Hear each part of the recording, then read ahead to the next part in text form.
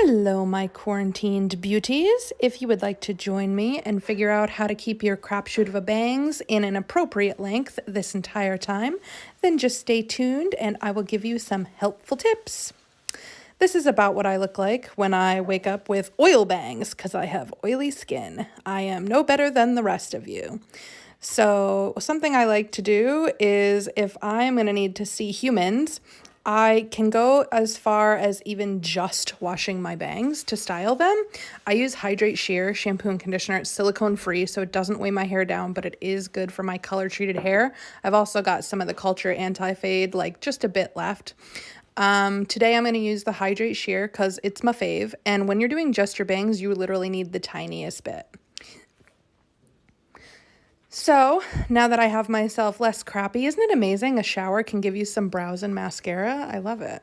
I just prep my hair with a little bit of Elixir 11 so that it doesn't get too frizzy. This is my absolute favorite leave-in conditioner. Whatever you've got for now is okay. And I detangle with my favorite brush, which is the flat wet brush. You can also use this for blow drying if you're looking for smoothing. I just use it to detangle. I then get the rest of my hair out of the way and apply a little Valor because bangs are scary. We need all the help we can get. And then I just kind of like pull out whatever isn't in the ponytail because that'd be how I find the bangs. And what you want to do, especially if you're not going to use heat, comb your bangs 3 times in the same direction and literally flatten it with your hand because the heat of your hand is going to help lay that cuticle going against the grain, which is going to remove any cowlicks that you might have coming forward. It's also going to add a little natural volume into your bangs, which if they're starting to get a little long is going to just pick them up out of your eye a little bit.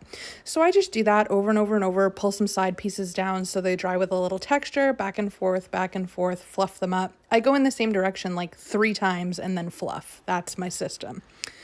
So once they're like 90% dry, you could stop here if you wanted and you would be totally cute, right? You could do this on weeks 1, 2, and 3, foolproof. Once your bangs past that, you're going to need to implement another tool. That's when we have to turn to our round brush blow dryer technique. So literally go straight up in the air. This is for when your bangs are like half an inch longer than you want them to be or more, and go straight up. And just do that as many times as you need to and see how they're literally like a full half inch longer or shorter, than they were before.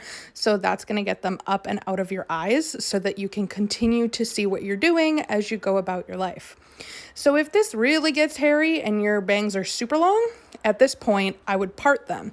So pick your favorite spot wherever you're going to part the rest of your hair and kind of pull them in that direction. As they get longer, they're going to be more willing to part there for you. My bangs aren't too long yet, so they look a little silly right now, as we all will, but that's the best recommendation I have for you is just kind of let them part to get them out of your face. And, of course, if all else fails and you're ready to kill someone, just grab a little purple clip, twist them up on top of your head, clip them back, and say, yep, screw this, we're done. Wonderful. So that is the bang video as I see it. I don't know that there's any reason to start talking about braiding it into your beard unless quarantine gets extended another several months. So I'm going to leave it there for now. Under the assumption that we can always pick it back up if things get extended. The whole point of the bangs is to be functional and cute.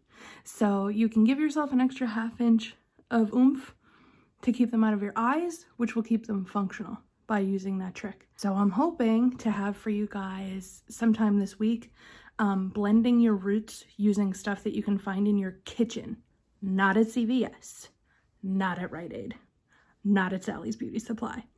So if there was any confusion about what we're going to be talking about, we're going to be talking about safe, temporary, natural things that you can use to camouflage your root when you have to do video chats or whatever. Or like maybe the first few days when quarantine ends and you have to go to work, but you have roots, kind of a thing, right?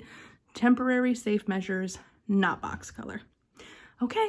So I hope everyone's having a fabulous day. I hope this was helpful. Post your comments or questions down below, and I'll see you soon. Bye.